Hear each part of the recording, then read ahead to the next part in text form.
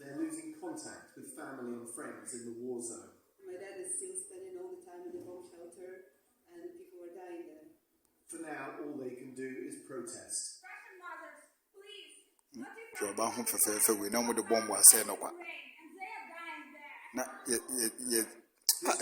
Demonstration largely by Ukrainians in the UK. But amongst the crowd, there was another nationality, Russian. We are absolutely devastated and shocked. It's really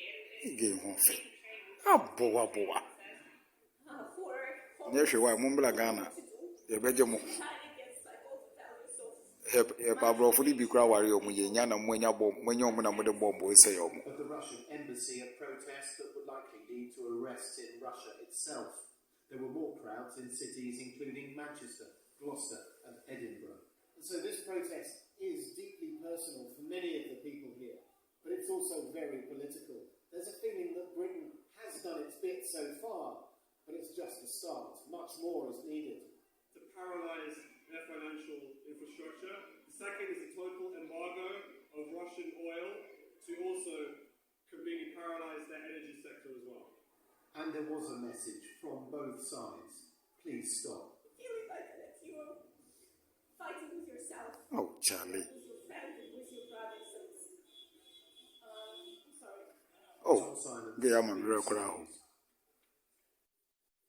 Just to reiterate what I mentioned a couple of minutes ago, President Zelensky of Ukraine has spoken again by phone with the UK Prime Minister Boris Johnson. A Downing Street spokesperson said the Prime Minister paid tribute to the incredible heroism and bravery of President Zelensky and the Ukrainian people. Well, earlier on, I spoke to a resident in the capital, Kiev, Yulia Solodudchuk. She lives on the same road as the residential building in the city that was struck by a missile earlier on Saturday. Live at the same avenue, Lobanovsky, where the residential house was hit by Russian rocket. It's a really tragedy. It's a pity. This building is Julian Airport. Good news that Russian forces was defeated by our army. We don't want to radio so. Need to be an ammo man of first to quantum into a mine in the way and for warm, the way and for warm. People are anxious, truly anxious of what is going on. People are hiding in shelters. We constantly check in the messages about air raids. But I must say that people do not panic. We are truly very prepared. We are very well organized. We know what to do, where to go, what to bring with us, bags with food, water. So everyone hopes for the best. And Julia, where are you speaking to us from at the moment? I'm sorry, may you repeat this? Where are you speaking to us from at the moment? Have you gone to a shelter or are you at home? I am at home because I feel safer when I have internet and access to the information, so I can read what is going on. This is the first point. And second, because I think that I can share the situation of what is going on actually in TV with Western media also, and contribute to the fight against Russian propaganda and disinformation about what is going on. Can you tell me more about what is true when you're looking on social media for information about what's happening? People are truly united. People truly unite their efforts. We have, for example, how I can tell you my personal story. So personally, I started doing this these days because I saw posts of the girl that I go to those sites is just nothing compared to state TV. Africa, dear. When I am in Confordio, Mano, every war near them. Their main source of information. When it comes to the internet, it really is limited to urban professionals, young people. Military cars and coins also. They get their news from Western sources as well, and that's just embedding their information. So there is a disconnect between that generational and probably that education divide in the sources of information that's here. And whenever a country, not just Russia, becomes involved in a conflict, there's always a debate with those who approve of the measures and those who say the military action shouldn't be happening. Is that same debate playing out in Russian media at the moment? The debate isn't playing out in Russian media, but it's certainly playing out in Russian society. can't tell how of city centres in Kiev empty and abandoned. Almost saying Kofoni Krupa how. Bomb shelters or staying at home. Story building. Story building for we are. Is Ghana how you beat him there a lot of business in it. It's very limited to the situation in the east. They are claiming this is a defense. You could for almost say Krunis are no. Ukraine is provoking Russia. We had to move in to protect Russian speakers, Russian lands is how Russia portrayed it. And that's the updates we're getting. Absolutely nothing like what we know is going on the ground.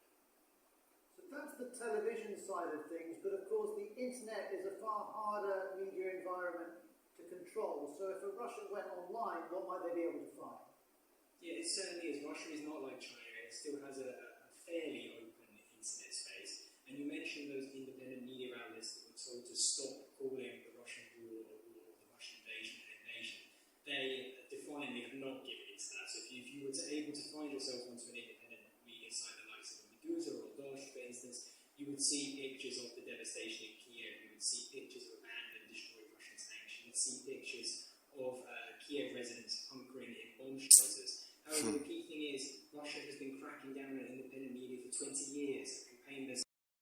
An associate of Vladimir Putin, and there have been calls here in the UK for Mr. Abramovich to face sanctions and to have some or all of his assets frozen, and possibly even have Chelsea taken away. The sanction to Abramovich, Chelsea owner also. Now, an hour ago, we spoke to Lizzie Greenwood-Hughes, live with us from the BBC Sports Centre.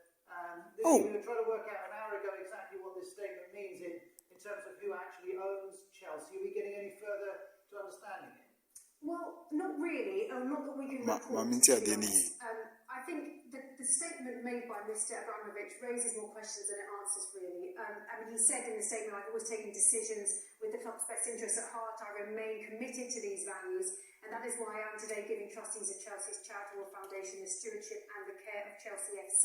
So we don't know if he's done this to help Chelsea or if he's done it to help himself or both. And we don't really know if this is a permanent or a temporary arrangement, although we can assume it might be a temporary one. We don't know if this is going to change anything in terms of leadership. We don't know if this will affect the loans given to Chelsea by Mr. Abramovich. And of course, those loans over the 20-odd years that he's owned Chelsea add up to around £1.5 billion. And the speculation this week, since his name has been linked with Vladimir Putin and the subsequent conflict going on in Ukraine, is that if there were sanctions which froze Mr. Abramovich's assets, football so I should Chelsea, so we would assume therefore that he's not Putin maybe Putin can we would assume this means he isn't selling the club. So we can't really say anything for sure, because Micah Richards, the former England defender, called it a kind of encode, that statement. It really, as I say, kind of raised more questions than it answered. But Mr. Abramovich has had a wonderful time whilst owning Chelsea. I mean, he has been the most successful, certainly he's won everything possible that he could own. Surely one of the most successful football owners in history. Chelsea, since he's owned them since 2003, they've won 5 Premier League titles, 2 Champions League, 2 Europa League titles, 5 FA Cups, 3 League Cups, and it could be 4 because Chelsea tomorrow are playing Liverpool in the League Cup final at Wembley. What the players wear, because there have been several shows of solidarity today in the Premier League with players with placards, Ukrainian players hugging before the game from opposing teams. And will those Chelsea players wear anything with regards to what's going on in Ukraine? Again, we can assume not, but it's very difficult to give you any actual facts. Putin Russia. It's a very rare thing to hear from Abramovich. We don't see him. We haven't seen him at Chelsea for months.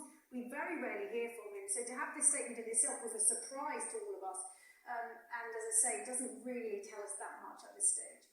Okay, Lizzie, thank you for telling us what we do know and also what we don't. No doubt many more questions will be going Chelsea's way in the next few hours and days. Now, let's talk about Germany. It's become the latest country to come out in favour of banning Russia from the SWIFT banking payment network. Such a ban would mark a significant tightening of the economic sanctions on President Putin and his government. Here's our business correspondent, Katie Prescott, to explain why this SWIFT system is so important. SWIFT can be described as an artery of global finance. It ekuru na efesi. Quick transfer of money across What a city. We ekuru fefefe we na mo de wall. worldwide interbank financial telecommunications. Mo de wall say ekuru we na